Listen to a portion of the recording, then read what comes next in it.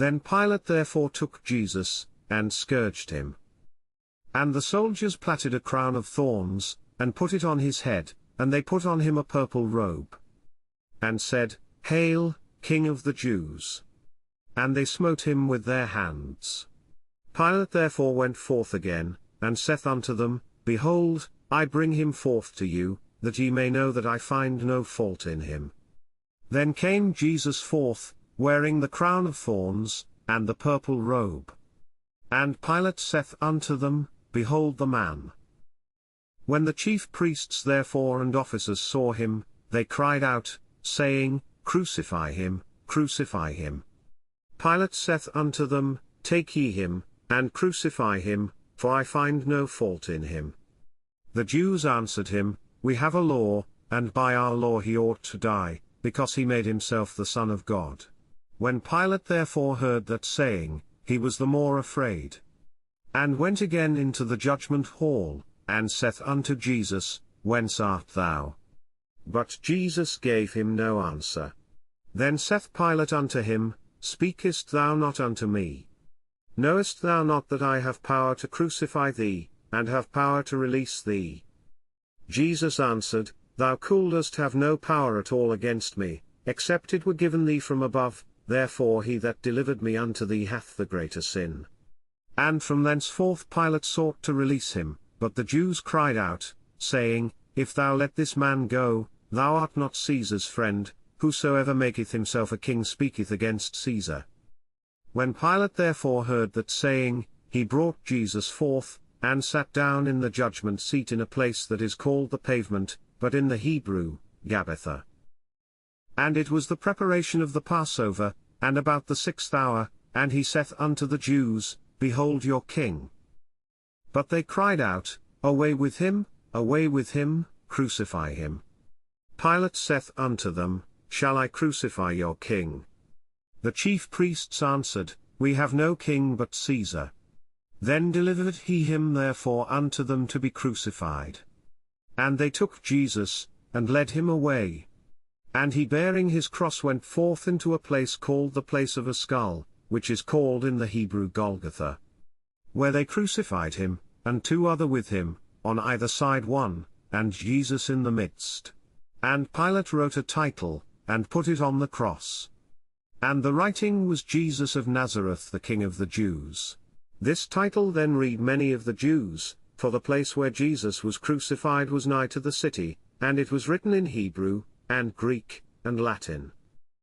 Then said the chief priests of the Jews to Pilate, Write not, the King of the Jews, but that he said, I am King of the Jews. Pilate answered, What I have written I have written. Then the soldiers, when they had crucified Jesus, took his garments, and made 4 parts, to every soldier a part, and also his coat. Now the coat was without seam, woven from the top throughout. They said therefore among themselves, Let us not rend it, but cast lots for it, whose it shall be, that the scripture might be fulfilled, which saith, They parted my raiment among them, and for my vesture they did cast lots.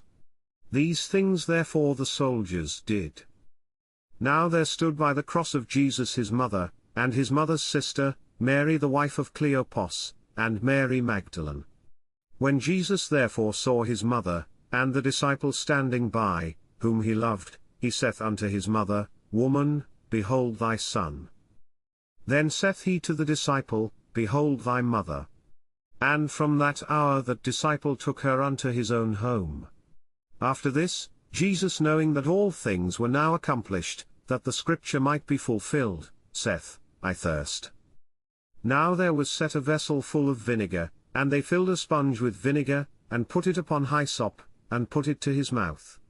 When Jesus therefore had received the vinegar, he said, It is finished, and he bowed his head, and gave up the ghost.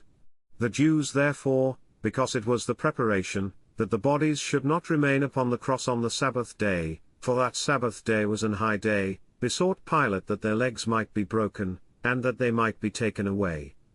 Then came the soldiers, and brake the legs of the first, and of the other which was crucified with him.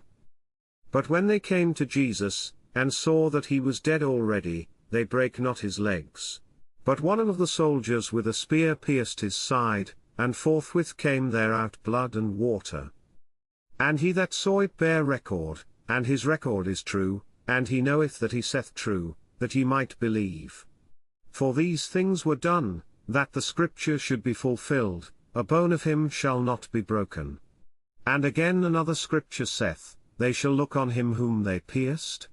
And after this Joseph of Arimathea, being a disciple of Jesus, but secretly for fear of the Jews, besought Pilate that he might take away the body of Jesus, and Pilate gave him leave.